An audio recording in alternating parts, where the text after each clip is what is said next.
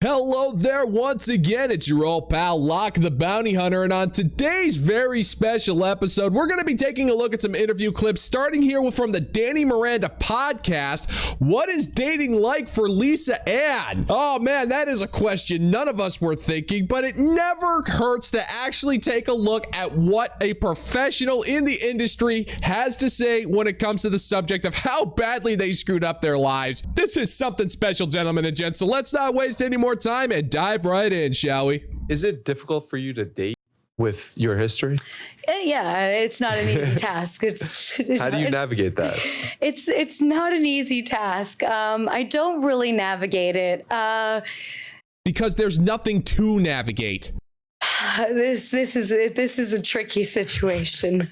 There's nothing tricky about your situation, woman. You spent the last couple of decades getting your putrefied skunk bucket of unimaginable suffering plowed by countless men. You filmed it and you distributed it to video stores with the freaking curtains in the back, as well as plastered it all over the internet. You did this to yourself. There isn't a self-respecting man on the planet that wants to be seen in an official relationship with you, because we know exactly where you've been, and it's kind of disgusting.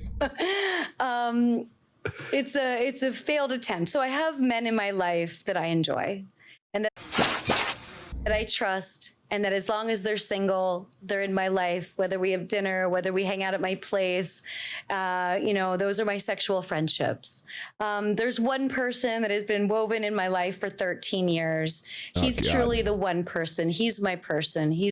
Oh, you were stubborn about something. You wanted him to make things official, probably marry you as a gesture of love, but he didn't want to do it because no man wants to be seen as the guy who marries a prostitute. But I just saw him last week, and when I see him, I'm the most comfortable in my skin with him. He has no issues or qualms with what I've done. He looks at me as a self-made, success story. So Oh, Lisa, this guy definitely has major qualms with what you've done to your body. He has absolutely no problem talking to you and having fun with you behind closed doors, just so long as no one has to know about it. But that is the best you could possibly hope for the rest of your life. You brought it on yourself, woman. So it takes a lot to meet somebody that sees me that way. When I explain it to young women interested in getting in the business, I run by all the reasons why I think maybe they shouldn't first. And then we try to surface to why I think they should, if we get there, whether it's their family, their friendships. But I tell them, for the rest of your life, every man you meet is going to want to be with you, but they're not going to want to be with you. Wow, that's fantastic work, man. You have the wisdom of a 6,000 or 7,000-year-old man. That's fantastic. We don't have to fill up the whole blackboard after all. You could tell she rehearsed that. You could tell that she wrote that down because she thought it was one of the most profound things she has ever thought of in her entire life. Men are going to want to bone you, but they're not going to want to wife you up. That is the long and the short of it, but that is not profound. This has been the way of the world since the dawn of civilization. Men do not marry working girls. This is a fact. You can look at her eyes and think, I am such a smart and wise woman for thinking that. Oh my God, woman. Everybody knows that you don't do that. What a lie. But it's real. Yeah. They want to be with you, but they don't want to be with you. They don't want to be your emergency contact number. They don't want to bring you around their family. They don't want to have you around all their friends, but they want to be with you. Yeah, they don't want you around their family and friends because they don't want to catch any diseases. So that is a real thing. And so I never thought that the internet would happen. When we were on film, we were living double lives. Nobody knew who we were. So you lived your entire life based on a lie. So now you're resentful over the fact that you can't lie about your career anymore. But here's the thing, Lisa. You won awards for the stuff that you've done. People knew about you even before the internet became a massive cesspit of sleaze. And yes, I know that the internet was always a massive cesspit of sleaze, but at least it had an air of class about it back in its heyday. Who am I kidding?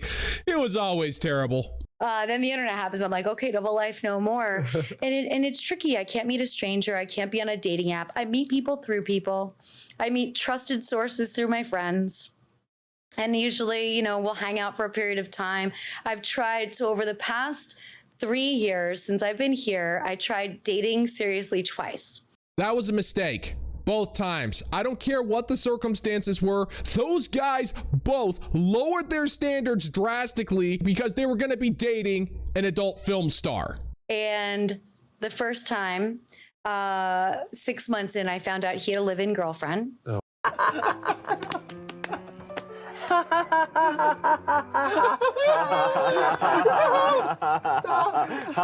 Hey. Okay, so he was lying to me the entire time.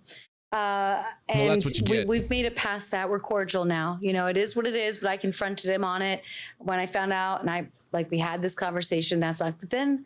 Hold up. So you were shacking up with this dude for 6 months only to find out that he had a girlfriend the whole time, and you talked about it. Now you're cool with it? Oh my God, you must be a pathetic loser if you're willing to be cordial with a dude who pulls that kind of stuff. In the name of the porcelain gas station sign collection of the intergalactic space god Florbature, all hail, you can't make this stuff up, gentlemen and gents. It made me feel more human because it was my first time dating as a regular woman. No, you were never a regular woman, Lisa. That's the thing. You have been in this industry for at least 20 years. At no point will you ever be considered a regular woman. And looking at myself as not being in the industry anymore, that's a normal thing that happens to women. Yeah. That's a normal thing to happen. Oh yeah, no, I hear that story all the time about women going out with dudes only to find out that that dude is a living girlfriend for the last 6 months. Oh yeah, happens all the time. You don't get to put that piece of your past to bed just because you're done with it, woman. That's not how any of this works. It is out there forever. Even if the internet wasn't a thing, the videos and the hardware would still be out there. You do not get to shed your past just because you don't feel like it matters anymore. Because guess what? Just because it doesn't matter to you, sister, it doesn't mean it doesn't matter to the rest of the planet. So I was like, you know what? This is relatable. I feel like one of you all. I feel so normal now that I've been cheated on. Like, this is so great. You were not being cheated on. That dude was cheating on his current girlfriend. You were the side piece. And then the second one, it was a couple of months, and I realized that I ended that because he complained too much. So now I've got someone who likes me, who doesn't care about my past, who trust me, they care about your past, who isn't judgmental, and this could have been another good fit. They're not judgmental verbally. But he complained all the time, and like, don't complain about work when you're not working anymore. You do realize that people gripe about their jobs all the time, right? Now, that is actually a normal facet of relationships. Now, I agree, complaining too much does get a little tiresome. But if you're a dude's girlfriend, he's going to complain to you about work every once in a while. You're just going to have to learn how to deal with it. Don't complain about work late at night. Like, if you want to have a talk, we'll do a walk and talk in the park, air your shit out. But if it's late at night and we should be having sex or watching a movie and you're still complaining, I just can't. So I'm not lonely. Yes, you are. You are insanely lonely. You are still friends with a dude who led you on for 6 months as a side piece. You're not only lonely, you are pathetically lonely. This is hilarious. I don't feel a void.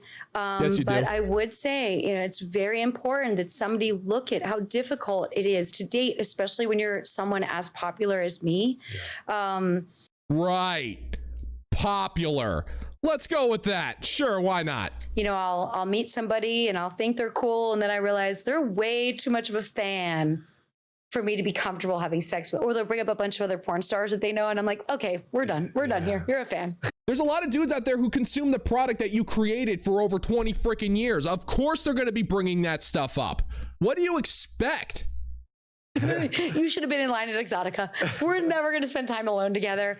But it's a thing, and there's a security issue. You have to always be thinking about your safety as well. And that's something that you're always compromising by being so well known one way. Yeah. But yeah, dating's kind of tough. My fingers are always crossed that 13-year-old guy is the guy that's in my life forever. He is going to be in your life so long as you are low effort for him. Sure, maybe one day he's going to come to his senses and realize that he's wasted the better part of 13 years with a thought, but then, stranger things have happened. not 13 years. Did I say 13-year? Oh, no, my God, please delete that. I mean, 13-year guy. There's been a guy in my life for 13 years. That's a sad story. And, you know, when I met him, I felt that with him. I felt like this guy's going to be in my life forever. Yeah. And so long as you are low maintenance, he will be in your life for as long as he feels like it. It just so happens that every year I tell my friends, like, no, this is the year where I'm not going to see him anymore. And I'm like, well, we're going to do another year of this. And he was just with me for 3 days. We had a great time. Oh, wow. 3 days, huh? I hope you cherish those 3 days, because that is going to have to get you through the cold winter months, huh? And coming up next, we got ourselves a fun little clip from the Whatever podcast. These things are always pretty entertaining.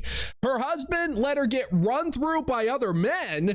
This sounds actually pretty funny. Let's go ahead and check this one out. I'm happily married. I've known my husband we've been together for 8.5 years. We've been married for 4. We have 2 toddlers. Oh, God. Immediate red flag. You're on the Whatever podcast and you have 2 toddlers. There is no hope. He's my best friend. No, he's not. And yeah, I was like, shit, I didn't say my mom. And also whatever else I do too on the last thing. But yeah, so he's also my business partner, but also works for a tech company. And there's that, but I'm happily married, and yeah. This one, like, yikes. This one ought to be good. Good Lord. Are you in an open marriage? No, no, it's not like that. It's way deeper. Oh yeah, I bet it's way deeper than that, right? Wink, wink, nudge, nudge. You have no respect for that, man. For 6 years of our relationship. Then when I started my company, because I also own a production company. That we'll get into it later. I'll keep it short, but we collab. We are so picky with who I don't know if you guys know about whatever, but anyways, we are very picky with who we. So basically, we've made jokes when we first got married or when we met like years ago, like, oh yeah, we'll start swinging when we're married for 10 years. Ha ha ha. We'll see, you know. Yeah, well, the joke's on you, woman. Looks like you guys started banging other people about 2 years into the marriage. Forget about 10. You're talking about this like if it's totally normal, as if it's a fun story. It's actually kind of depressing over the fact that you think it's totally acceptable for you and your husband sleep with other people and you have kids together. What is the matter with you? Outside of many, many things. So then when we got into this, it kind of catapulted that, and we collabed, and it was like an on-film thing, and it was like weird, but it was like kind of cool to like experience. Like, yeah, it was dope. All right. Yeah. I'm sorry, so you are in an open relationship then? No, so I'm not in an open relationship. Everything is, we're in the room together, and this is very rare that it happens. Well, so can I clarify? Yeah. So you said you're not in an open relationship, but other people openly involve themselves in your relationship? So I don't know what your guys' definition of an open relationship is. The definition of an open relationship is clear. It means that you're married to a simp and you get to sleep with whoever you want and you tolerate the rare event that the other guy gets to sleep with somebody. It's not that complicated.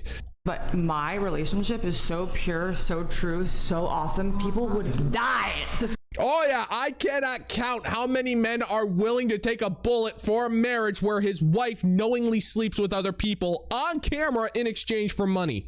Me in my situation, he was married when I met him on a second wife. I had a boyfriend. I wasn't doing well living in LA, okay, let me say the least. And we met, and the universe was like, I would never do what I do with anyone else. He's a very successful guy. I don't have to work. Yeah, let that sink in for a second. When these two guys met, he was married and she was in a bad relationship. Not off to a very good start. And now she's talking about how he makes so much money with his tech job, and yet he's still making money doing illicit internet content. What's going on here? There is something she's not telling us, and yet somehow their relationship is awesome. No, your relationship isn't awesome. Now, those cups, those drinking cups that Brian provides, those are awesome. If I actually had a couple of intergalactic space bucks, I would get some. The 90s were awesome. He works for a tech company. Like, I don't have to work. But nobody cares. This is what we're doing. And so when I say open, whatever you guys are saying, no. Like, it's like twice once every 3 months, we'll make the most make epic content You don't together. understand the content. They make content together. I make So it's films. Anyways, not. No, you don't make film. You make filth, but filth is not film. But you said anybody would die to be in the real type in my situation because I don't know if either anyone's partner? Jewish. Yeah, I don't know if anyone's Jewish here. Not that it matters. Not sure how that's related. Dayenu is a term, and it means if this is all we had, that's it. Thank God. And if all I had was my relationship with my husband and vice versa, oh my God. Let's be serious for a second, woman. The only reason why you're saying this is because your husband has money. God, we have so much more. It's epic. So do y'all not other people? No, we do, but hold on. You're gonna have to. So you're in an open RosalieLady.com. You'll go ahead and look, and you tell me on the comments. Yeah, no, we do, but it's for art purposes only. What does that even mean? For art purposes only? You're not making 1970s French art house films. You're not even making cheap 1990s erotic thrillers. You are selling corn by the cob, woman. There is a difference. You can try to justify it by saying it's art, but there is nothing artful about what you do. Slash, it's kind of dope. Wait, so I'm you new said to this. They make I'm new to content. this. They make content. I make sex films, but they're not sex tapes from North Hollywood with an iPhone 2. Okay, I make full-on productions. So that means there's an extra light and a boom mic?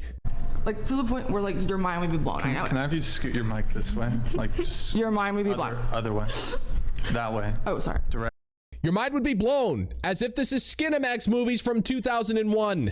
Actually, that way. Yeah. But clearly, So you said that. I need to be in quarantine.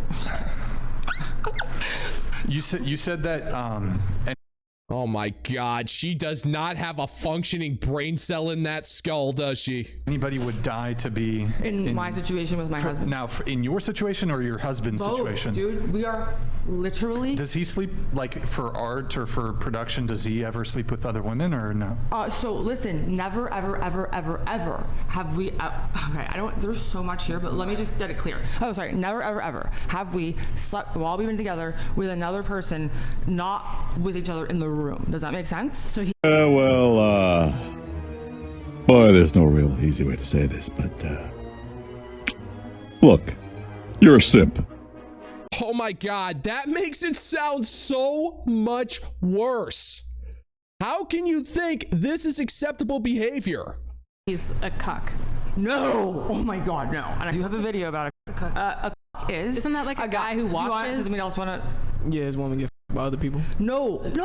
Alrighty, since YouTube doesn't have an appreciation for the basic language known as English, I'm gonna go ahead and refer to this word as chuck. Now, the classic definition for the word chuck is a man whose wife is openly unfaithful. That's all chuck means. And in this case, even though she says it's just for content, yes, I'm going to say that he's a chuck because he allows it. Oh, a is a guy who's in a relationship with a girl who wants to sit in the corner, literally. I mean, I don't look. Do your thing, you guys, right? But this is what a is. I had to learn all these things. That's like you just described that. No, he wants to sit in a corner and watch his girl get by another guy and be like, like no, my husband. I have to admit, this woman is incredibly impressive. She keeps on figuring out ways to become more and more embarrassing. My God. Somebody give this woman a shot of meth. I think it would calm her down some. Husband is not a cup, dude. Not even close. What? It's weird. He the one holding Wait, the so camera? Yeah, who's holding the camera? Let me try to get a straight answer. Yeah. So okay. Yeah, help me. For the productions, yeah. Your husband's involved with actually being in the production, correct? He's my co-star in every film, and we have over 125 films since we started. 125 films since you started doing this with your husband. You do remember you have children, right? Like, you have absolutely no idea how your irresponsible behavior is going to mess up your children. You might as well just sever the relationship you have with your toddlers now, because when they get into their 20s, they're going to straight up hate you. So does he, in some of these productions, is he also with other women? Are you guys jealous? Because yes! Jealous? Well, I suppose there is a fine line between jealousy and pure and utter disgust. Nobody is going to be jealous about your husband doing corn. No one is jealous about the fact that you do corn. If anything, we find you hilariously pathetic. But very rare, because when we do our vetting for people, like when we collab, it's so picky and specific. What's that process like? That's funny you ask. Great question. My husband, literally, who's like Mr. Tech guy, like so fucking, he's so genius. I literally have so much, like, he'll be like Google spreadsheeting, like this person, like this person. We interview them. So it's been a few years. So let me get this straight. Your husband uses a spreadsheet. That's his strategy. He interviews women and puts them on a spreadsheet. Yep, that just screams tech genius right there. Okay. Oh, it's been a few years, 2 years, and now that the ball's rolling, literally, I've only done, I don't know if you guys know the porn terms, because it took a while for me to learn them, and MMF means male, female, so that's 2 guys and a girl, right? I'd never done one in my life before. I always had wanted to. How can you be proud of this woman? Like, how can you actually be proud of yourself? You have not said a single thing that is worthy of admiration. Trust me, a lot of people out there know these terms. We have no choice but to know them. It's virtually thrown in our faces. Never done one. Well, did one for the first time, whatever. But then, so I only did 2 of those, okay? I'll just stop there. Basically, it's rare, but when we vet, it takes a lot of work. I have like all this documentary footage of it. So Q, you got all that, right? No, I did not get a single bit of that. That makes absolutely no sense whatsoever. You know, this woman would make me lose my faith in humanity, but that would actually argue that I had faith to begin with. And that is going to do it for today's video, gentlemen and gents. Thank you so much for checking this out. And if you're new here, if you find that my particular brand of comedy is bringing you to the brink of laughter, then why don't you scroll on down, click that like and subscribe button, ring the notification bell. Let's give a good old-fashioned middle finger to the YouTube algorithm. Stay classy and stay beautiful, fellow gentlemen and gents. And until next time, peace out, homies.